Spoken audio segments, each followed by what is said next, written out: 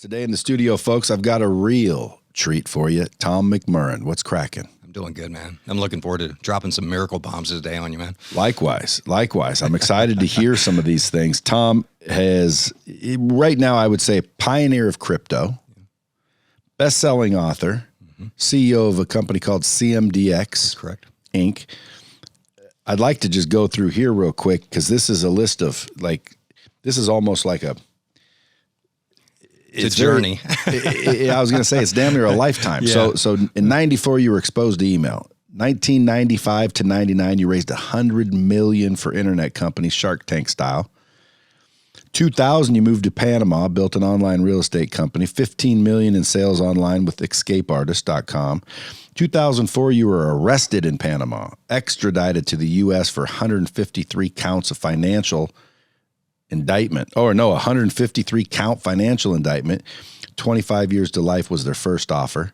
You ended up getting sentenced to 87 months. You got released in 2009. You immediately created focused building network marketing organizations for the next 5 years. Then you published the second best-selling book on Amazon, The Seventh Disruption, The Rise of Digital Currency Billionaire. You've toured 40 countries, seminars for hundreds of thousands of people, millions of views on YouTube, which are all crypto-based. They were until they took them down, yeah. At one time, they were anti-crypto, and they took down that one. It was one video that got 10 million views. Wow. Yeah. And then in 2019, you launched CMDX, Get Wealthy, Getting Healthy, which is rewards crypto for health and business activities, which is incredibly interesting.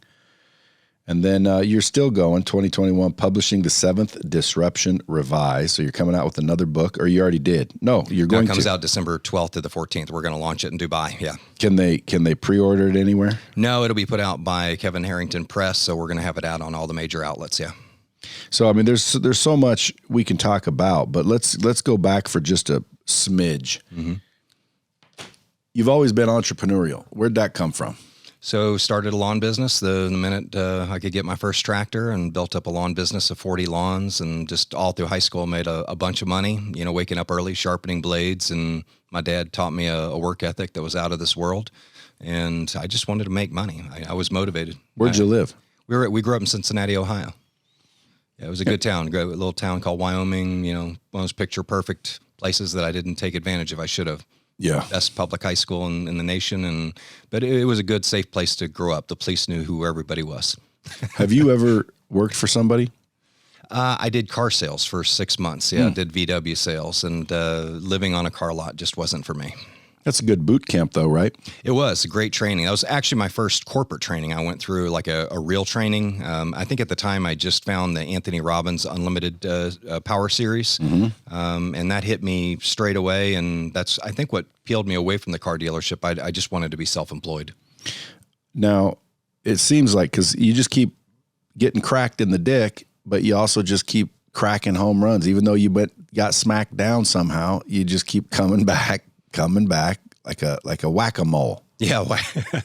Yeah. I mean, I just have a desire to be successful. I mean, I've been married for 30 years. I got two, kids. One's prepping for the West Point, and I've got one graduating from U.S. Naval Academy. And I just, I want more for my kids. I'm just motivated. My dreams are bigger than my excuses.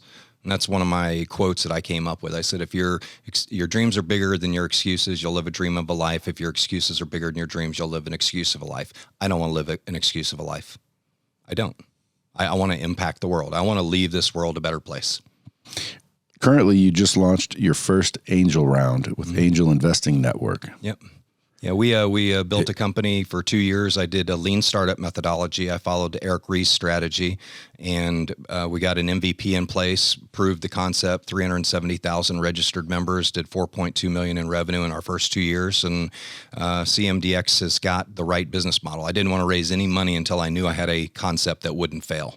And we have pivoted and pivoted and pivoted, driven my team crazy, but I'm real big on those pivot and feedback loops. It's something that I've learned to be very valuable as an entrepreneur. You got to have the courage to pivot.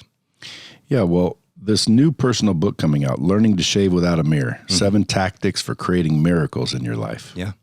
Now, when we were in the boardroom talking, you said you basically want to show people how to, get up and go again, or, take a hit and keep going. Is that book? Yeah. Well, yeah, that book is really 10 quotes that changed my life. And, those quotes, I've developed a chapter on each one of them. And then there's going to be a companion series of the 7 success tactics, which are embodied in the acronym Miracle. And we'll go through those today, because it's just something, what the government labels you, or, what, your family labels you. Because like I said, you don't have to go to prison to be in prison. You can be in the prison of addiction. You can be in the prison of obesity, prison of abuse. Why do you think people put themselves in those prisons? Man, I always say, let's take being, fat, because I get chubby, and why do people allow themselves to get that way? Is because when you say in prison, to me, that's a prison. Like, they don't want to look that way, but they can't not do it. Yeah. Why do you think that is? Well, I think when the pain gets great enough, you change. It's like, like I said, I don't really want to talk. I don't like talking about my whole prison experience and getting extradited and guns pointed at me. But when you look at the whole experience I went through, there were a bunch of catalysts. And I'm a sailor, so I know fixing fiberglass on sailboats and stuff. When you create fiberglass, you got to pour in a catalyst, and that catalyst hardens the fiberglass. And when you look back on your life, you say, okay, I had SVT a couple years ago. I was 300 pounds. I was powerlifting. What's SVT? It was something ventricular. It's something with the heart. My heart went up to 180 beats a minute for 3 hours. All right. And they had to literally stop my heart. I remember the guy holding me goes, "You're not going to like this." And they stopped my heart for 15 seconds, and it restarted. It was, you want to talk about scary? That was the scariest thing. I've had guns pointed at me under arrest and all that. Going through the prison of Atlanta Penitentiary in the basement, having your heart stopped for 15 seconds scared the shit out of me. And so, I tell people, you have these catalyst events, and you better pay attention to them. I had cancer when I was 30. I beat it. I didn't change my lifestyle. I just kept partying, kept, going Mach 3 with my hair on fire. Didn't pay attention to it. I'm invincible, but I was on 2 bottles of Jack Daniels per week as well. Imagine how much sugar's in your veins when you're doing that. And so I battled addiction. I battled hypomania. I had a book that changed my life was Struggling with Demons by Manfred Ketste Reeves. It was an incredible book. And I mean, I read one chapter and I broke down crying. I'm like, how does this guy know me? And I'm an avid reader. We'll talk about that in a minute, because that's part of my miracle strategy. That was my next question. Oh, huge. Yeah. Yeah, because you already given me 2 books to go look up. Usually when people are like, you got to get this book, it means they read books. Oh, yeah. Those books are awesome. But I've read 450 books. When I went through my prison experience, I just said, I owe it to my family to come out a better man. And most people come out of prison, they don't. In fact, that's why 60% recidivate. Because the only thing you can get done in prison, if you don't have books to read, and I literally had a library, and the inmates would come by and they would ask me for books.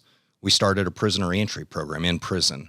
I called Robert Kiyosaki. He was a friend of mine. He came to my house with this board game. It had no label on it, no name, and it was his cash flow strategies game. And he sat it down and he played it with us at our house before it even had a name. And I called him, from the prison. I said, "Hey, can you send us some of your Rich Dad, Poor Dad books? We want to teach your course." I called the Sloan brothers. I called, I'm trying to think of the guy's name, mentored by a millionaire, Stephen Scott. He was partners with, who was the karate guy? Yes, he's like the number one. Total Fitness Gym was his. Yeah. That's Larry Benet, by the way. We go back long. Larry Benet, the connector. The connector. Yeah, I'm going to drop some. At Larry K. Benet, I believe. He's the one that taught me what a VC was, a value connector.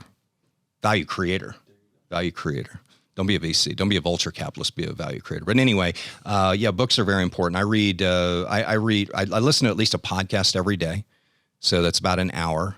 If you think about it, it takes 120 hours to get a college education. Plus you figure about another 60 hours of study, 60 to 80 hours of study. So if you listen to an hour podcast every day for a year, you basically are gaining a college education.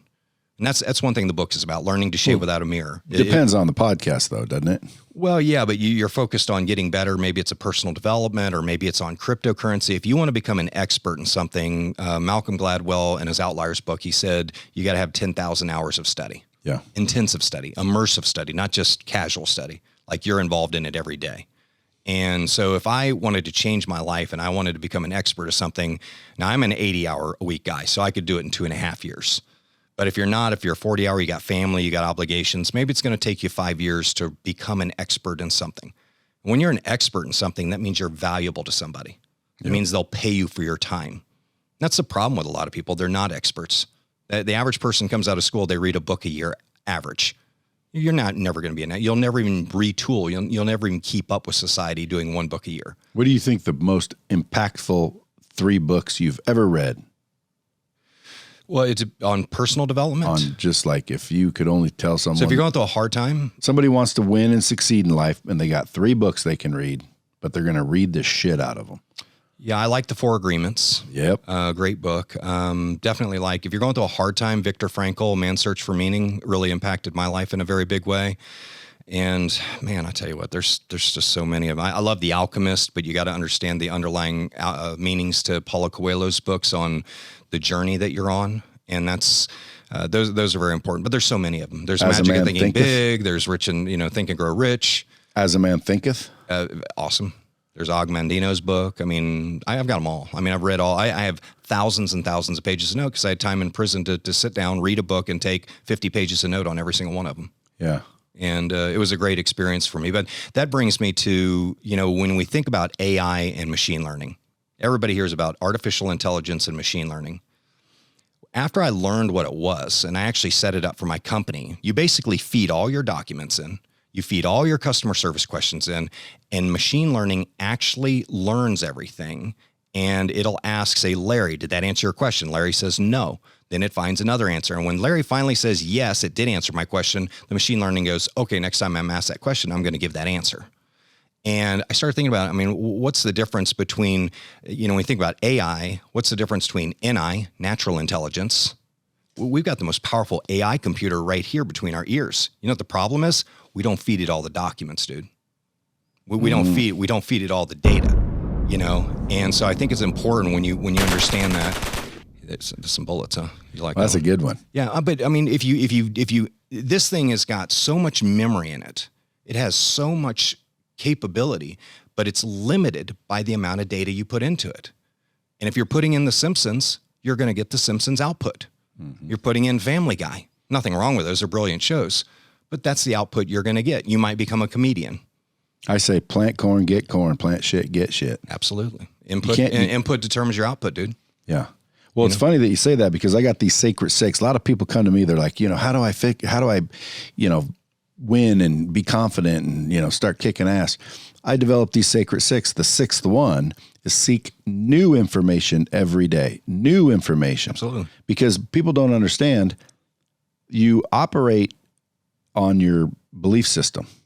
So the only way to change a belief, there's only one way to change one, and that is to get new information. Yeah. So if you know that, it's like, damn, how come every day you're not seeking new information? And that's the podcast, that's the books. It's one of my chapters. My dumb ass didn't do it until about 5 years ago. And quite frankly, not even 5 years ago, until the last 2 years have I been, I need more information. Now it's like, as soon as you told me those books, I went and bought them. Like I always buy books. I don't care if someone is rich or not. Someone goes, oh, you got to read this book. I go get the book and I want to read and I want to consume. And I think everyone listening to this should read and consume.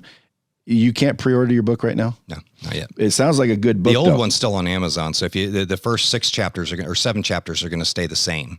And then I've added 5 more chapters. That's the crypto book. Yeah, that's the 7th disruption. Yeah, but again, everybody should go read about crypto. But that one's going to come out on the 3rd anniversary of my company because at that point we'll probably be at $100 million market cap. It's one of those books that I want to say, okay, the miracle strategy worked on this, and it validates the miracle strategy. I mean, the miracle strategy makes sense, but I wanted it to be real. I wanted to, and it's not I believe it works. I know it works.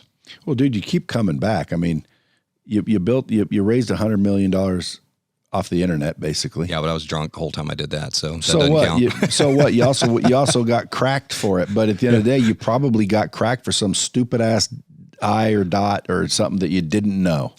It's called fraud, and fraud is reckless disregard.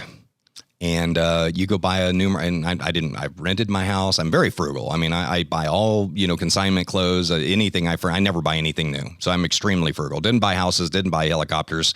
I kind of wished I would have, at the end of the day, but no, I don't. I mean, I fought every day to win. And guess what? The whole market collapsed in 2000. If anybody remembers, the market collapsed. Yeah, but what'd you do that was fraudulent? Well, they got me on $730,000 in disgorgement that I used to live a lavish lifestyle out of $100 million. Did you know that you weren't supposed to do that? I didn't think that was very much, to be honest with you. My friends were buying jets and flying everywhere. I mean, there was people, even in the crypto space right now, that's going on. The same phenomenon's happening in the crypto space right now. A bunch of young kids doing $10 million ICOs, and there's going to be a bunch of them that go to jail. And that's where I'm driving, because they probably are not aware that they're breaking these laws. Like, you wouldn't think, like, for example, hey, invest my $1 million.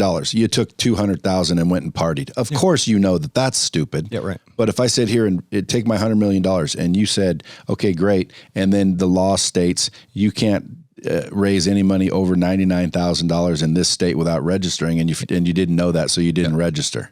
Yep. And then you went to jail. Or did you straight up, I knew better, I did it anyway? I didn't know the laws. I was unconscious. I was creating unconsciously, and I didn't know. I was 27 to 29 years old, and I was going Mach 3 with my hair on fire. Now, most people that go to prison come out and freaking use that as an excuse why, I used to be successful. Defines them. But you keep coming back. After that, you built a focused building network marketing organization. Yeah. What'd that make? Well, I recruited 50, and that was technology. That was my L strategy of leverage. I leveraged time, technology, and talent. Lisa Grossman, a friend of mine, called me, and I'm sitting there in my robe at about 1 o'clock in the morning, staring at the computer. My Gmail rings. I'm like, what the hell is that? I never heard that before. And I click on the button, and Lisa Grossman pops up right in front of me. And she's like, you got to see this technology. And it was Google Hangouts. And I was like, oh, and I can embed this on my website? And she was like, yeah. And I'm like, this is cool. We put in 12,000 people in 90 days into this telecommunications company, and I became the third biggest recruiter in the company. That made you some dough? It was all right. It was thin margins, but yeah, for the amount of money we're making per member, it was actually very low. But I enjoyed the business because mobile phones, people pay for their bills every month. So it was very good income. It was solid. But yeah, I want to, going back to reading, I want to say this. If you read a chapter a day, you close 30 books a year. That's amazing. If you listen to a podcast every day, an hour a day, and you say, well, that's hard to do. No, it's not. You got the time. You could get up an hour earlier if you truly want to change your life. Yeah. But if you don't bullshit yourself. Say, I'm not ready yet. But if you're in prison, you are the warden and you are the prisoner. And you understand you hold the key to unlock that thing. And it's just, I guess, when the pain's got to get great enough, or your dreams have got to get big, or you see something you want. But if you listen to a podcast every day for an hour, I realized when I was talking to my son, who's going to the U.S. Naval Academy, I said, how many hours do you have to complete in school to get that education you're getting? He said 140 hours. I said, damn, I do that in a year, listen to podcasts. I could listen to, like, if I wanted to be a podcaster like you, I would watch every video I could on podcasting for the next year. And I would have a college education on it. It's funny that you call me a podcaster because I know you're not, but you're a world-class podcaster. You are. Well, I know. Well, I don't know that, but thank you. But my point was Cameo. You heard of Cameo? Mm-hmm. And they told me, hey, we want you to be on here. So I'm like, cool. That this freaking damn, that's flattering. So I go in there and I'm thumbing through and I see athletes and titles, and I went, what are they calling me? Like CEO? Like I'm a CEO or something? Entrepreneur. So I went and looked at what they called me, and they said podcaster. And that's when I realized, oh shit, dropping bombs is getting kind of big. Mm-hmm. I didn't even realize it, because when I started this, I just told my team, hey, get 2 microphones. I'm going to start setting people down as they film their courses. Yeah. And then we just started sitting down, recording them. I just put them out. I didn't look. I didn't promote it. I didn't do anything. I just, put it out there. You have one of those voices you can listen to all day long. I've listened to in a row while I've been traveling 3 of your podcasts in a row, and don't get sick of your voice. Your voice is smooth. You're kind. You're insightful, and it's fun. Your smile is great too, especially when watching the YouTube video. But I think the key, and then there's an art to that, and you've got it mastered. Well, how come I'm not getting a freaking talk show or something offered to me? Larry, you know anybody? You got to go. With your network at this point, there's probably not too much you can't do. It's just got to be very focused strategically. Yeah, well, I don't really want a talk show unless it's going to lead to something. I'm interested in making sure we discuss how to get from zero to hero again. Yeah. Because, dude, there's a lot of people out there that they're losing hope. And when you lose hope, man, it's a sad thing, because people don't realize, in my opinion, they hold the key. Yeah. And nobody, because people tell me I changed their life sometimes, especially with the podcast. My Instagram, they're like, dude, you changed my life. And I always email back, bro, I appreciate the credit, but I didn't do it. You did it. All I said something to get you to do it. But people hold the key, and a lot of them are giving up, especially nowadays. So when you say go from zero to hero, or I said that the way you said it in the break room. Right. When I said, what do you want to talk about? You said, I want to help people get from here to here because too many people are here. What do you think gets them? You just got to, what you learn in 4 agreements is tearing up those old agreements. You learn about tearing up those old contracts. The Fed says you're a felon, you're a class 3 felon, tear it up. And it's done. Are you resentful at all? No, it changed my life. I would have been dead. I'm very, God put me through a desert and put me under the Bodhi tree for 48 months. I got an extra year off, which was even a blessing because I started that prisoner reentry program. I didn't even qualify for the extra year. And they go, they called me the psychologist's office. I thought for sure I was going the hole, because I was teaching these courses and you really weren't supposed to. But she liked it and she allowed us to do it. And she called me the office and I'm like, oh, it's done. They're shutting it all down. And she goes, you're going to Talladega. I'm like, why? She goes, you're going to the RDAP program. You got an extra year off. I was like, you got to be kidding me.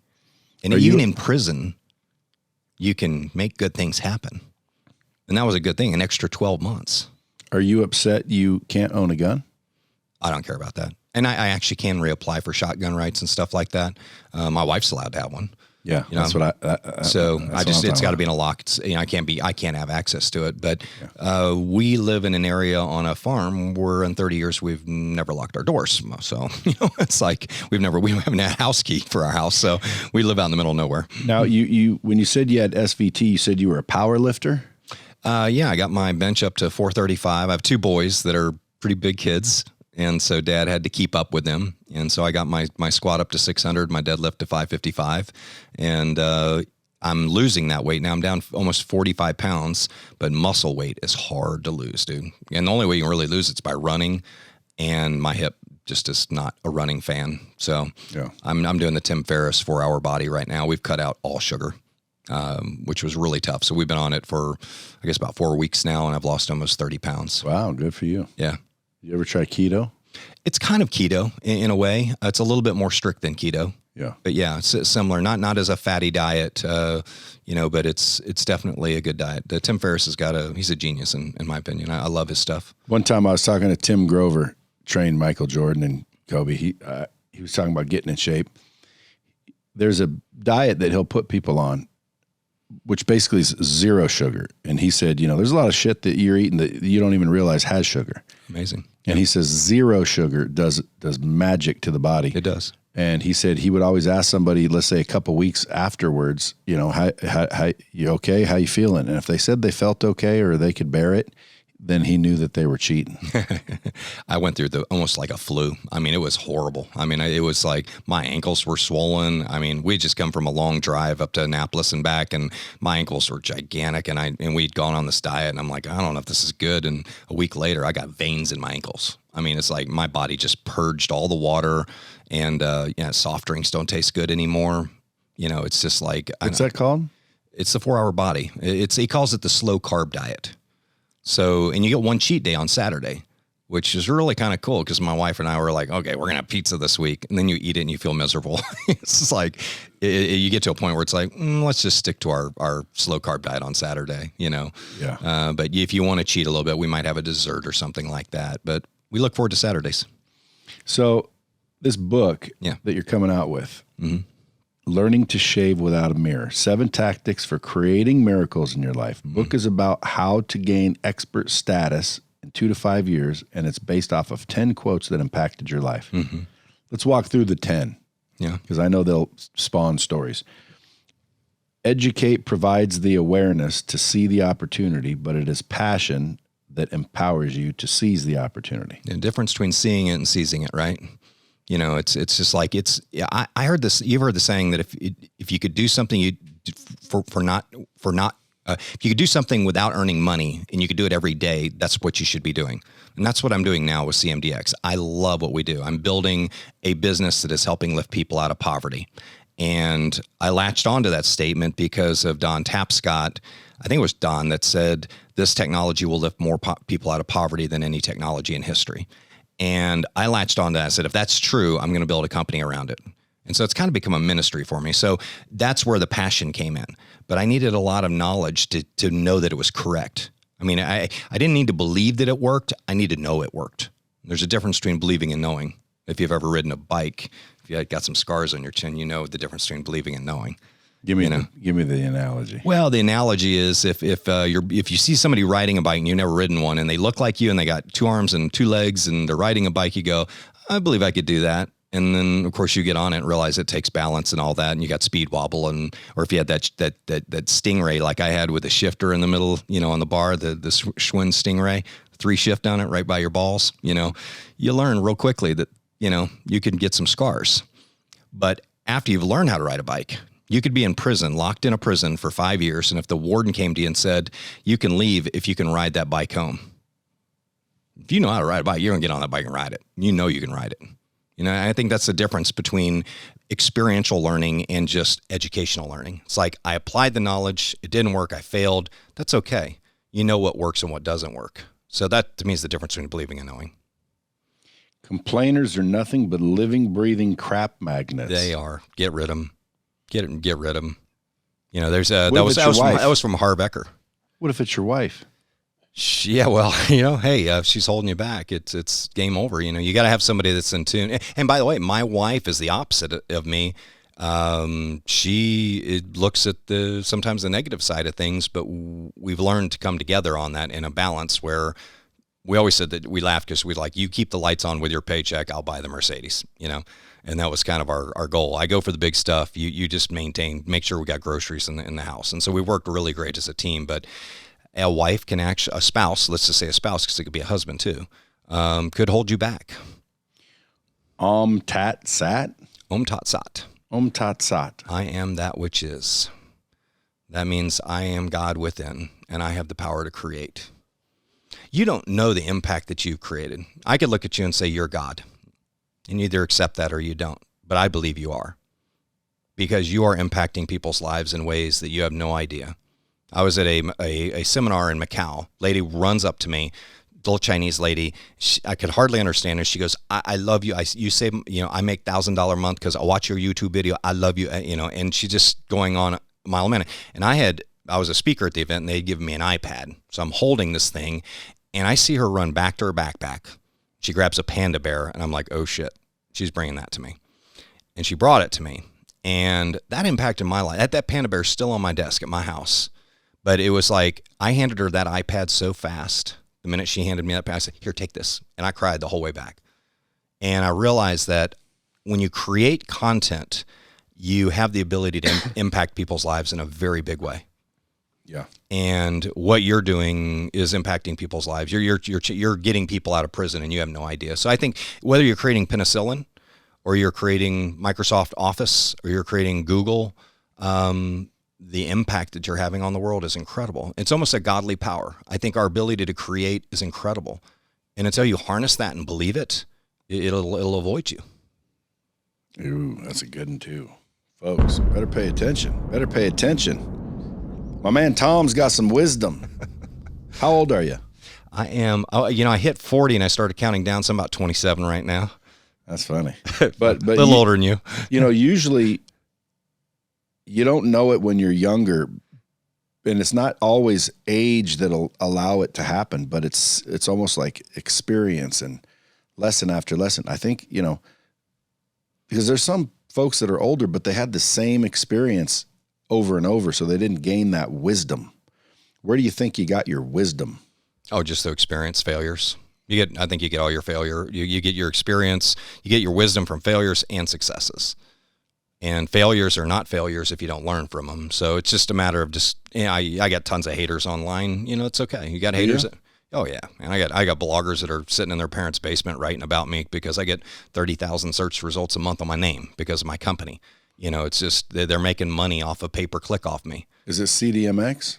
CMDX, yeah. CMDX. What does that stand for? Well, MD is the most recognized initials in the world for health. So MD is at the center of our logo. C might stand for cryptocurrency, and X is just the interchange between healthcare and sick care. So that's kind of when I came up with CMDX. I just really liked it, and the domains were available, and it worked. And this is the app that you get paid to work out and do. It's a membership. So we blended several different business models. We blended kind of the WebMD model, where you put your data into their website and they recommend ads and stuff like that. So we're collecting over 300 points of health data on every member, but we're entering into a lease agreement with them for their data. So we're giving them crypto for filling out, say, questionnaires or downloading our app and exercising, because these wearable tech devices now, like this watch I've got on, collects tons of data on me. And I have access that through my app. The phone tells us where you're at. Are you near health food stores? I mean, it's just amazing, that element of it. And then we've got a PayPal element to it, in that we have our own wallet and we have an e-commerce system. We have an Amazon element to it. We have our own marketplace, health marketplace, that accepts cryptocurrency, only cryptocurrency, Bitcoin, Ethereum, and CMDX. And this is up and running right now? Yeah, we have 100% of it built, and we've been building it over the last 2 years. So if people listen are like, dude, I want to get paid to work out and do business shit. And what do you mean by business shit? Referring a member. Like if you referred Larry over here, you would get not only $50 direct from Larry, he would pay you directly. Our whole system's peer-to-peer, so our members make 100% of the upfront money.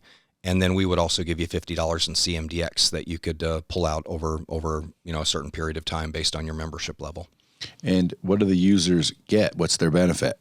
Well, let's go back to 2009. If I had a program where you could exercise and make $550 a month of Bitcoin, would you do it? Yeah. Of course you would. In hindsight, you would. But what about all the people that are working out anyway? Well, why not hook up an app and download our app and make $550 a month doing it, or $110 a month, or $25? Why not make money while you're working out? And all I have to do is work out? Work out, sleep. You actually get points for sleeping. You get badges for sleeping more than 6 hours. Is there AI involved? Yeah. Yeah, we use Amazon's AI, and we use the Amazon AI collects the data from our site, and then it makes recommendations for you on our healthcare marketplace. So let's say in our database, we have 5,000 people that say they have diabetes type 2. They tell us what kind of medication they take, the doses, what they're doing to prevent the diabetes. Are they trying to lose weight? So we have all that data, and we will serve up ads on the marketplace to where they can actually see offers from people, but we won't sell their data to anybody. In fact, that data is de-identified, so the only place we can serve it up is on our website. So what happens if I, for example, owned a gym and I have 5,000 members and I got them all to join? Would I get...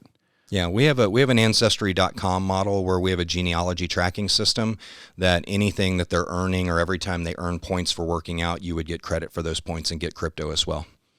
So, but so that means anybody that has a lot of people that they can plug into this app, because people are working out anyway. Yeah. So like, why wouldn't anyone? Out, they're shopping, they're buying health food products. So I mean, we're trying to make. I always say, let your lifestyle determine your work style. Don't let your work style determine your lifestyle. And what we're trying to do is say, like, we pitch our webinars every Monday, Wednesday, and Saturday. We say take an hour before every webinar and do your inviting. When that time goes off, that's golden ticket time. So invite people to the webinar during that hour. Then sit back for an hour and sharpen your saw. Listen to the CEO talk, listen to all the updates, get sharp. So that's 2 hours. That's a total of 6 hours per week. And then the other 4 hours, hey, man, guess somebody knows I'm on the call, huh? You can even answer it. We're very informal. Google calling me Mountain Center. I can only imagine what that's about. Your ads have been banned. But when you think about it, then take that other 4 hours and go to the gym, or go to a yoga. Like I go to 4 different types of workouts per week. I go to yoga, I go to hot yoga, I go to stretching, I go to LA Fitness for aerobics. And guess what I do? I hand out business cards. I find people that are working out and I say, hey, how would you like to make money working out? It sounds like a no-brainer, though. It's a no-brainer. Success hides itself in simplicity. We don't want people doing any webinars. We just want them plugging into our system. Run the system, let the system run your business, as we say. So you mentioned that Miracle is an acronym. Yes. Let's walk through it. Yeah, you'll like, you have a different acronym for MAP, but the first one is M, which is mentors. Mentors have helped me tremendously. I mean, Cody Harvey actually got me, an introduction to you. He's one of my mentors. He's a young 30-year-old go-getter building a $15 million company, he and Devin Johnson with Connected, who, by the way, is wise beyond his years at 24 years old. I was so impressed by that podcast.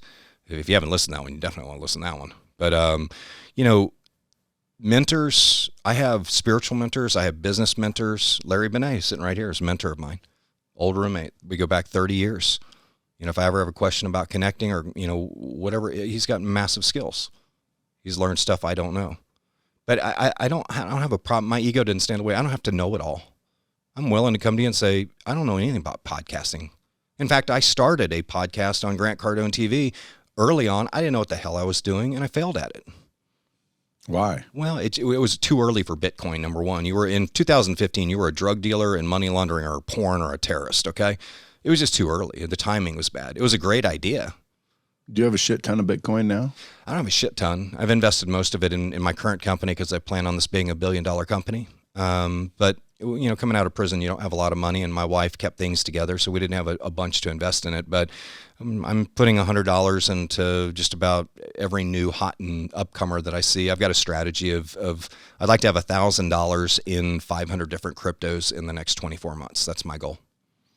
Now, when these new coins come out, like, what do people call them? Shit coins? They call them shit coins, altcoins, whatever we call them. But my friend bought Shiba.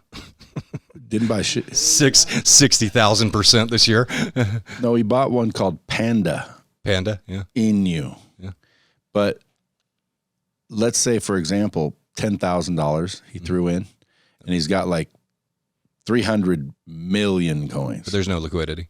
Right. Is that ever going anywhere? Like, how do you pick the winners? By spreading your risk over a whole bunch. If you would have taken, $100, I'd say you had $10,000 and you took $1,000 and put it in, 10 of them or whatever, you could do that, or put $100 in 100 of them. Just spread your risk out. And, I look at the CoinMarketCap tokens that have been added every day. You got to be careful because, like on some of the DeFi exchanges, there's a lot of fake volume, and you got to be careful of that. And you can see it if you look at the buy-sell volume. That's a technical talk for another day. But I look at the two fundamentals I pay attention to is how many transactions have they done, and how many wallet holders do they have. I've seen coins with billion-dollar market caps that have 243 wallet holders. The only wallets they have are on the exchanges. They're just a traded crypto. They don't even have a good use case. And then that to me is looking back at the internet days. You remember in internet, they said, oh, you don't have to have a revenue model. You could just start a domain and you don't have to have revenue. Well, I think Jeff Bezos proved them all wrong. You do have to have revenue. Mm-hmm. You got to have a revenue model. And fortunately, with crypto, you can build in smart contracts and build in transactional revenue. Like that's what we're doing with CMDX. We're going to get to a point. We made money up front on the products, then we gave up revenue to our members and kept giving it up to them. Now we're living off renewal income, and there'll be a day where we live off just strictly $1 per transaction like PayPal does. So that's kind of where I'm heading with the business model over 5 years is eventually it's just every time money moves on my platform, I'm going to make money. Is it going to be public ever? No. Well, it kind of is public in a way because our token's public. It's traded on a public exchange. So in a way, the stock, the actual company is a private company. But no, the token is public. What about this new NFT craze that's happening? It's huge. It's going to revolutionize the music industry, the art industry, the real estate industry, anything. It will undo the damage that the internet did to the music industry and the printing industry, the art industry, the collectibles industry. How so? So think about, let's do this. A 1965 Mustang. Let's say to create it, there's 10,000 parts. Each one has a part number. So if I owned a 1965 Mustang, I could assign a token, a number, a token address to each one of those part numbers. And I could actually sell 10,000 NFTs on my 1965 Mustang. Well, we know that 1965 Mustang at Meekham's auction goes for $500,000 right now. So that means, how much is each one of those parts worth? I could actually fractionalize the whole car. Yeah, but you don't get the part. You get a picture of the part. Picture of the part, and you get the value of the part. I know, but you get the picture of the part. But the bottom line is in 10 years, the car's worth $1 million, and my part number is now worth double. But why? You don't get the actual part. You just get a picture of it. It's just securitizing everything. It's creating value. It's going to create a $100 trillion expansion in our financial markets. Everything. I wish I understood this shit because there's going to be a lot of money being made, and I'm going to be sitting there going, duh, just like I was with crypto. Or not crypto, Bitcoin, I should say. Someone offered me Bitcoin when it was about $50. Yep. And I'm like, well, what do you do with it? well, you do this, you can do that. Well, how do you get your money back if you need it? Can I go buy a couch? I even used a couch, like, of all things. He said, well, no, the furniture store won't take it. And I'm like, well, then why would they be worth anything? So I just passed. Well, my dumbass didn't get it. I want to get knowledgeable on NFTs so I don't lose out on this deal. Okay, let's do that. But I don't understand a picture of a part to your actual car.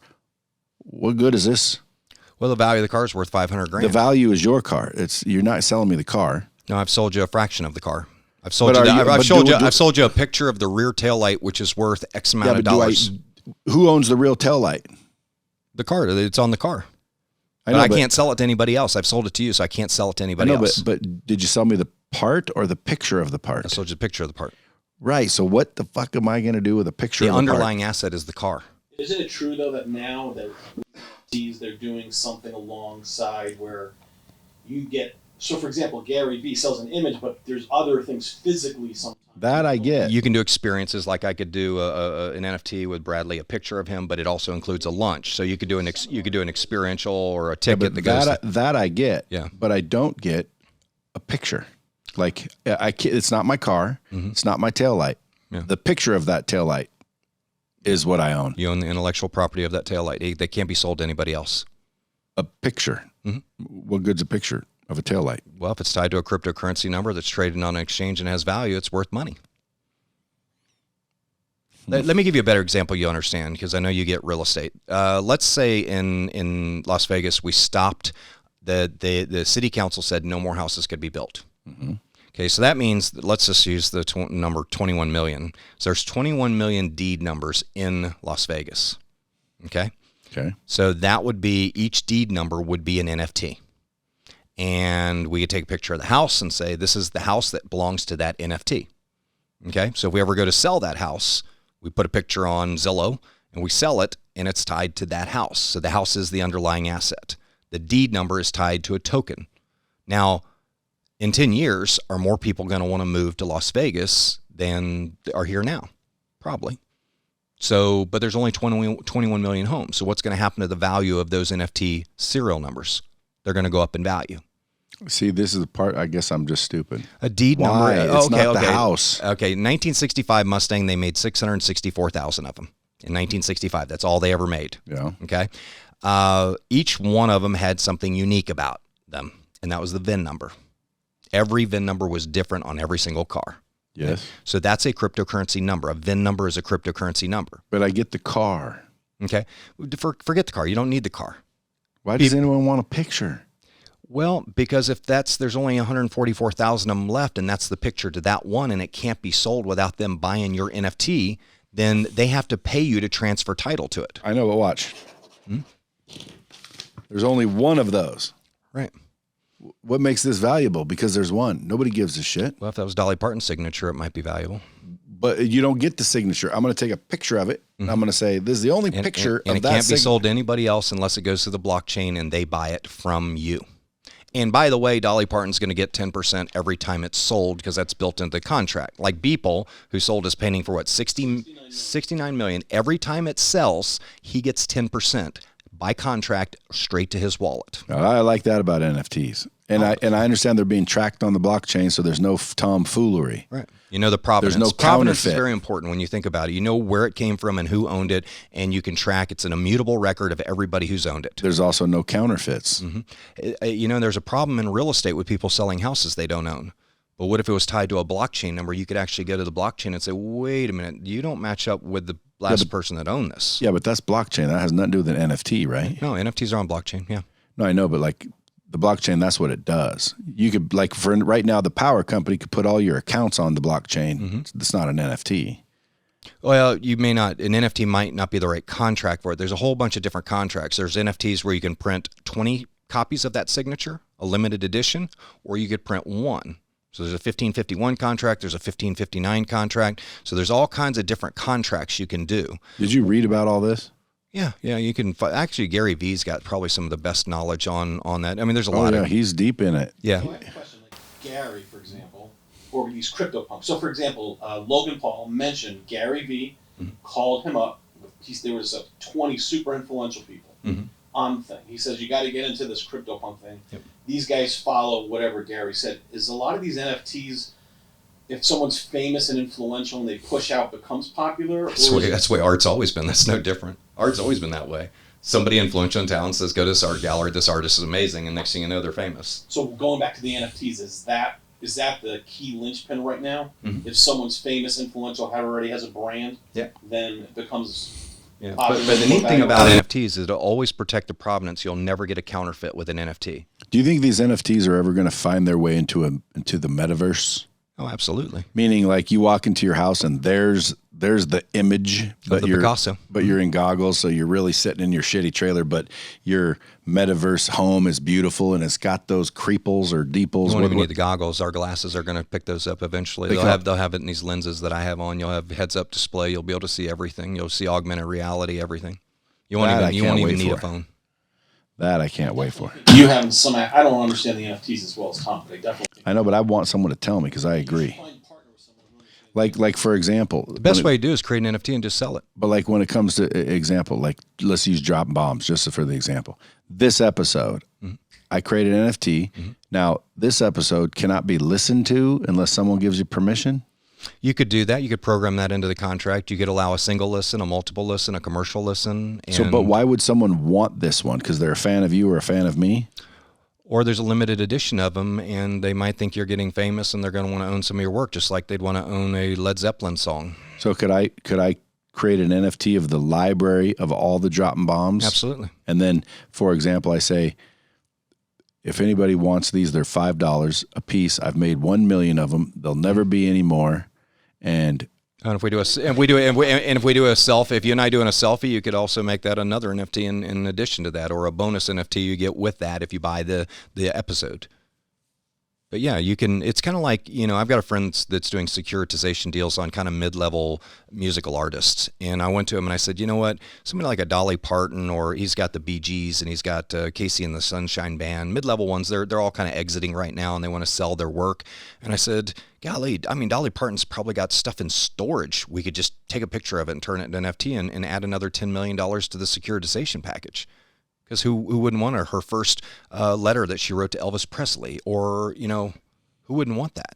And you own the rights to that. And in fact, she could make it experiential and say, at my death, you get to come to the state and claim it. You'll actually get the physical copy at the event of my death. You could actually see that. I understand. That's cool. Because then you get rights to something, but whether you ever get it or not doesn't matter. You still own the rights to it because you have the digital rights to it. She can't sell it to anybody else. I guess I'm an idiot. I'm kind of in your camp. It's so fascinating, but the whole thing is exploding. But how many songs have been ripped off? How many people have lost money in the music space? Because that was the internet bastardized to just destroyed the music industry. Yeah, but that's the blockchain controlling those records. That's not an NFT. No, you can do an NFT to control. You can. Yeah. But like, for example, let's say Justin Bieber came out with an NFT. He sold 1 million of them. They're all $10 each to one song. Right. So he makes $10 million. He's happy. And then he does one bonus song that nobody gets, only one person gets. Yeah, but I own one of those. Yeah, but watch, I own one of those digital pictures of Bieber, but now it's also, I own the song where I can listen to it as much as I want. No one else can listen to it? Not if they have the encoder. If they don't have the encoder, your encoder would decrypt the hash that comes along with it, and it says you're allowed to play this. And Apple's coming out with that, by the way. They just announced they have been working on this stuff. So you're going to see that coming out in a very big way. How long have these NFTs been around? Because it does seem like it's exploding. Yeah, they've been around. They've been around since CryptoKitties. Basically, was kind of an NFT example. CryptoKitties was the first real example of NFTs. So if you were me, what would you create as an NFT? Wow, I don't know. I'd probably use your influence with people all the people you met. I'd create NFTs for them. I'd become an NFT platform if I were you. But as far as your work, it could be like you did the little 3-minute tracks. You can create NFTs for everything. If people think they're going to be valuable, they'll buy them. What about like I call someone like Grant or Damon John or Tony Robbins, and I say, hey, I'm going to take your course. We're going to create NFTs off of it. You can do that, and like I said, it's anybody can go to the blockchain and buy a single play of the course, a commercial play, or a multiple play, whatever they want. So yeah, it protects the provenance, and it protects people from making copies of it and giving it. Remember, we used to burn CDs. You know? I know, but still, but people still will buy the copies. Like right now, you get a copy of, but you got to buy it through your Caribbean. MetaMask wallet, and if you don't have the hash, you're not going to be able to listen to it. It's got to go through Web3. So that's like digital rights management. Damn right. That's the key to it. Yeah. Nothing can be copied at all. Yeah. So downloading movies off of RipCurrent or RipTorrent or whatever that site's called. BitTorrent, yeah. Yeah. Or Napster. or whatever. That won't happen anymore? No, not if it's on the blockchain. If you don't have the hash, you won't be able to encode the song and play it or listen to it. Yeah. No, it's going to revolutionize the music industry again. Actually, Jay Samet, I know he's a friend of yours. Jay and I went to Thailand and spoke to a group, and actually you introduced me to Jay. We went to Thailand and spoke to a group of 10,000 people on crypto back in 2016, which was really incredible way back then. But he tells a funny story, and I'm surprised he didn't tell in a podcast, but he had invited Sean Fanning from Napster to come to, I guess, meet with the music executive, whatever company. He was the vice president of digital media for this company, or in charge of it. And it was Sean Fanning. And I guess the CEO, the lawyer, said, "Don't let that kid into the office, man." He goes, "We've got a lawsuit against him," And ends up, he was Napster, and they didn't let him in. And if that music company would have picked up Napster, they would have been golden. But they were after him for a lawsuit because they were protecting the old system. They didn't understand the new system. Yeah. But they're going to understand NFTs. They're going to understand it. What about AI? Well, AI, like I said, going back to AI is it's amazing. Combined with machine learning, it's... Yeah, but you think AI is going to destroy a lot of different industries? Absolutely. Which ones are the most... The professional industries. It's going to destroy the accounting industry. It's going to destroy the legal industry. It's not going to destroy the blue. Why? Because AI will tell you how to get out of your lawsuit better than a lawyer will. Yeah, because then it can examine every law in nanoseconds and come back with the best defense for you, the best case that actually won and got out of it based on the keywords it sees in your case. Yeah, it'll be able to analyze that in a heartbeat. Do you think it'll be more expensive than a lawyer? No way. It'll be cheaper. No, it'll eventually be all open source. There'll be open source projects where you go to the open source lawyer project and get your legal work done for free. So you think lawyers will be a thing of the past within how many years? In the next 10 years. Wow. Next 10 years. What are all those lawyers going to do? They're going to package all of their experience into a self-sovereign identity, and they're going to sell their avatars to people that want maybe more specialty stuff. So you are going to have specialty stuff that you'll be able to put out there. But yeah, it's AI combined with machine learning is going to decimate the professional. Sales? Yes, absolutely. Mercedes is already doing that. If you look up a company called Soul Machines out of New Zealand, you'll see that they're creating a Mercedes salesperson that can answer all your questions, arrange your financing, no F&I guy, nothing. They take all that out of the loop, and you can buy your car online with this AI rep that'll answer all your questions perfectly without being caught in any lies and creating liabilities, which we know car salesmen would never do. Mm-hmm. Or any salesman, insurance salespeople. It'll destroy the insurance industry too. Okay, so what is everybody supposed to do if big AI is coming? Start reading a chapter a day on something new, or become a specialist, or become an expert, or re-engineer yourself, just like you had to do with the internet. But if AI is taking over everything, what's it not going to take over? The blue-collar jobs until the robotics take over those with AI, like flipping burgers and stuff, which they're already doing. Yeah, there's a robotic arm and making sushi that literally can outperform any sushi chef in the world. Yeah. And it's better, more exact. Truck drivers. I mean, the trucking industry is going to be, that's already being hit. I mean, we have AI-driven trucks down in Atlanta, Georgia now. Yeah, that pretty soon you won't be allowed on the freeway because it'll be all AI-driven auto vehicles. That's where Elon Musk wants to go with all his Teslas. Well, I don't mind because it's like, let me just get in and, can you imagine jumping in a car and be like, take me to L.A. and then it just goes. I think we'll get to universal basic data income, and people will be paid, basically to stay out of the way. I hate to say it, but I mean, within 10 years, you're going to see massive unemployment in the white collar sector because of AI. In the white collar sector? The white collar sector, yeah. So if everyone's listening right now and they're in sales and they're doing all these things, they better hurry the F up, no? Yeah. Because how long do you think to still make money before your shit's coming to an end? I think 10 years, you're going to see most industry. Blockchain creates trust between two parties without needing an intermediary. A salesperson's an intermediary. So I can create trust with smart contracts between two people without needing a salesperson. I can sell a house on a smart contract without needing the lawyer, without needing the real estate agent, without needing anybody. Ethereum is already doing like Zillow could just say, want the house? Click here. Yep. And can't they do that now, though? It's all done in nanoseconds. And there's some kid named Larry who's got 400 Bitcoins that'll provide the financing for you based on your credit score. And that's what's funny is they won't even sell the Bitcoin. They'll just borrow against it. They're just borrowing against it. It's like staking. They're going to stake it for you, and they put up the loan, the collateral, and if you pay them, you're good. Yeah, it's crazy. Dude, people better wake up is all I'm saying. They need to follow my miracle strategy is what they need to do. The miracle so strategies. Mentoring is one of them. They're getting mentored today. So I would say dropped a lot of bombs, actually. A lot of wisdom in today's. I've been writing a lot of them. Have you? Yeah. Mentoring. So MAP, you got to have a mentor advisory panel. So each one of my tactics has a mnemonic with it. It's a little memory icon. So we're going on a journey. You got a boat. I've had a 63 Hatteras. I love sailboats. So when I created this, I said we need to create we're going on a journey. We need a map of icons that we can remember each strategy. So if we run into an issue, we know which one to go revisit. Okay. So I, as inner awareness, creates integrity. And of course, I read Stephen Covey's book, Principle-Centered Leadership, changed my life. The memory icon for I is a compass. So now I got a map and I got a compass. And inner awareness, as you know, is so important. I think it's the prison of ignorance that gets so many people in trouble. But when you think about the reason most people fail, have you ever met a person that they thought they knew everything, you knew they were dumb as a box of rocks, and they're acting like they know what they know? That's the most dangerous person. Anyone that's acting like they know everything is dumb. Right. And so I think it's important that inner awareness, you're focused on you got to know what your strengths and weaknesses are. Yeah. And I know what mine. You say I'm organized. There are people that are more organized than me. I have an assistant that works for me. She's 10 times more organized than I am. Her notes and everything, the way she does it blows me away.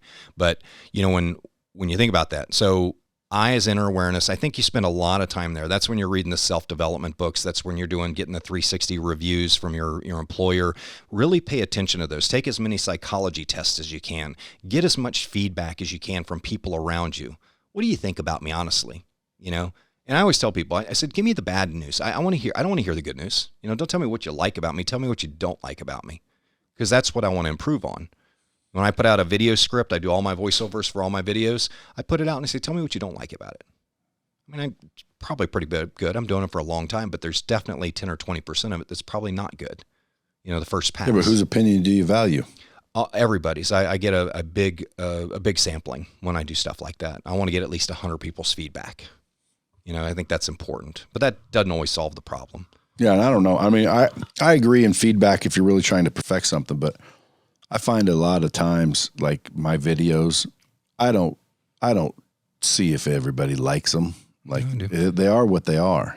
I didn't even realize in the last promo video, I didn't even mention the word cryptocurrency, and I did a 90-second promo video for my Dubai launch event, and I mean, it didn't mention the word cryptocurrency in it. I was like, I don't even believe I didn't have that in the script, and I totally missed it myself. But you'd be surprised. Someone caught that for you? They did, yeah. A good friend Todd down in the Philippines caught it. Friend of mine. Yeah, he was like, you didn't even mention cryptocurrency in that video. And I'm like, you're right, I didn't. So, But yeah, inner awareness, I think, super important. Know your strengths and weaknesses. Read the right books. Get that biofeedback. 4 Agreements was a great book for me. Man's Search for Meaning. It's just books that say I need to know myself better. R is re-engage your purpose or your passion. Again, do something for a living that you would do for free if you didn't have to get paid for it. Wouldn't that be nice? That's my business that way. I can't wait to get up and go get in my car and listen to a podcast and get to work and sit down in front of my 3 27-inch monitors. I feel like I'm in Star Trek, dude, when I sit down at my desk. I'm so ready for the day. What are you doing while you're sitting there? Well, I'm creating content. I'm conducting webinars. I do webinars Monday, Wednesday, and Saturday. I'm sending out emails. I send out 3 emails to my 70,000 person database every week. So I've got to draft those. And you know how long, sometimes writing a really good email can take you a few hours to really crank it out and get it right. I'm doing conference calls, customer service, meeting with my assistant. She has customer service questions. How do I answer this? So it's just like, side by side. But you enjoy it. I love it, man. What's A? A is attitude determines your magnitude. Your input determines your output. I've never watched a scary movie in my life. I hate them. I can't imagine my supercomputer between my ears. If I put that stuff, I might go after somebody with a chainsaw, I don't want that in my brain. I don't want that programming in my brain. And people don't realize that computer that you have between your ears, it is programmed by your mouth and it's programmed by your eyes. And this is the input right here. This is what the keyboard's attached to, your ears. And everything that goes in there gets ingested. And then you digest it. And it produces a result. And some of it's shit and some of it is success. Well, it's not just your ears, though. It's ears, eyes, nose, it's everything. mouth. Yeah, because there's deaf people. They're still getting data. How about your diet? It's diet. It's everything. It's listen to violent rap tunes. I hate violent rap. I just don't think there's a place in our society for it. But I watch good shows. I don't even watch the news. I hate the news. I just think if some disaster happens, I'll pick up on it the next day on Facebook. It'll come across my timeline. I don't like it, but it's like I told, what they call it, doom scrolling. My wife used to do that. She'd get up every morning and, when the whole Trump saga was going on, she would just get up and just doom scroll, she'd just look, it's all bad news. It's all, indictments. It's all this crap that's going on. I'm like, don't do that. Don't even look at your phone first thing in the morning. Let's listen to a meditation. She's real big into these meditation things now. We listen to every morning when we first wake up. So we're at sea. Yeah. Create consciously. Do you know how many unconscious friends you have? I have a bunch of unconscious friends. They have no clue what's happening. They have no clue about AI, ML. They don't have any clue about, their investments and where they're going to be, hyperinflation that's coming. So there's so many. They're not retooling themselves. They're not focused on their business. And by the way, the memory icon, I want to step back for a minute. We think about I was the compass. R is the gear shift. You got a boat, it's forward, neutral, or reverse. So when you're in that, you got to think, am I in forward or am I in neutral or am I in reverse? And then you got A, of course, is the throttle. You think about the throttle, it's what's the quality of gasoline you got in your tank? I'm sure you got Raycor water separators on your boat. If you got water in your fuel, that's bad. You're going to run into problems. And then C, of course, is the helm. You know how many people aren't steering their own boat? They're letting somebody else steer it for them. And so I think about this strategy. I go, am I steering my boat? Am I conscious about what am I doing? Have I really thought this through? Have I run it by 4 or 5 people? I'm asking you a question. We were talking in the conference room before. I said, have you run it by so-and-so for an expert opinion? Because you're thinking about getting into a business. This guy knows like by the back of his hand. Yeah. And you said yes, and you told me why. And I get it. But it's like if you it's a really good idea to run your ideas by other people just to say, am I thinking right? And so creating consciously is very important. And that is the helm. You got to have your hands on the steering wheel, dude. L is leverage time, technology, and talent. You know how to do that, don't you? Yeah. I try to. Well, leverage time, technology, and talent. We're using technology right now. We're using all the different, platforms. You're publishing this out through YouTube and Apple and all the different platforms you use. I use webinars. I use Zoom technology. I don't want to go do 20 one-on-ones. I want 20 people on one webinar. Yeah. The members of my company, they don't want to have to go do the presentation. They want the CEO to do it. So they're leveraging my talent. I've been doing presentations online for 10 years. Suppose I'm pretty good at it. I built a 370,000 person team online. So maybe people, trust that I know how to sell the company. I wrote every word. I did every video. I know the company inside and out. Why not let me do the presentation? So leverage time, technology, and talent is very, very important. If you're going to be successful, you got to use leverage. And leverage, like we were talking earlier, in building a fund, you're leveraging other people's money to make money. Yeah. That's what Grant Cardone's doing. He's using other people's money to make money. That's your crew, GPS, sales, rudder, and engine. Yeah, and that's leverage, man. Engine's got all kinds of gears and ratios and things like that. Your sail, if you've ever sailed, you got to trim the sails to get the maximum leverage out of the wind. Your GPS is important because it tells you where you're going. Your crew is there. You got to have all that in place. So if you're not making it, it's probably because you're not using leverage enough. And you got to figure out how you're going to use leverage to get Ed Milet's jet. What are you going to leverage to get where you want to be faster? And leverage gets you there faster. You can't be a one-man show. That's true. That's true. E, envision it and own it. Yeah. It's funny. I was teaching this miracle course in prison, and there was a car salesman guy that was in there, and he was on the front row. And I said, you know what the difference between owning your life and leasing your life is? And he stood up and he goes, yes, sir. He goes, owning it means it's yours. Leasing it means it's somebody else's. And he says, I'm going to own my world this time. He goes, I leased it last time. He leased it to drugs. He leased it to a lot of things. And he and I are still friends to this day. I remember that answer he gave. And that's, to me, it's when you take ownership of something, you say, I want title to it. I think that's why I like cryptocurrency, because you actually own title to your money. Yeah. You don't own title to the money of the dollar bill. That's a promissory note. They could take it from you anytime they want. They could dissolve it anytime they want. They can't do that to crypto. I own the title. If I have my private keys and I have my hashes, my serial numbers, I own title to my money. And I love that. And I think, I think everybody should think about owning their experience. If they've had a failure, own it. So I step up and I say, yeah, I screwed up, man. Do you know how many people have screwed up that just haven't said it? They say, man, I can't believe you went Tons. on. Huh? Tons of them. It's just amazing. But when you do say it, they go, yeah, either I wish I had the courage like you to talk about it or turn it into a positive. And I'm like, then why don't you? Get the courage. Try it. It actually feels good. This is the seventh disruption, the rise of digital currency. Trillionaire. That comes out in December. The old one was the billionaire. See, we've already done billionaires in crypto. That was 5 years ago when I wrote the book, 6 years ago. And now we've got to revise it and turn it into trillionaire, because there will be trillionaires in the crypto space. Now, where do people find you? I don't see your Instagram. I don't have Instagram. I'm old school. I'm Facebook, and I have Twitter, Thomas McMurrain, at Thomas McMurrain. I've also got at Coin Lifestyle, which may be easier for people. Are you doing those TikTok dances? You're not? Nah, I'm not doing TikTok. So I probably should be. I have a system in place where I just want to hire people to do my social media. It takes so much time. I enjoy it, but it takes too much time. I mean, I use the Connected product, Devin's product, which is phenomenal to drum up leads for my angel investment thing that we're doing. And other than that, I don't have time to post tons of content like that. Guys, you'll find him if you really want to. Tom McMurrain, McMurrain. You Google him, look him up on Facebook, LinkedIn.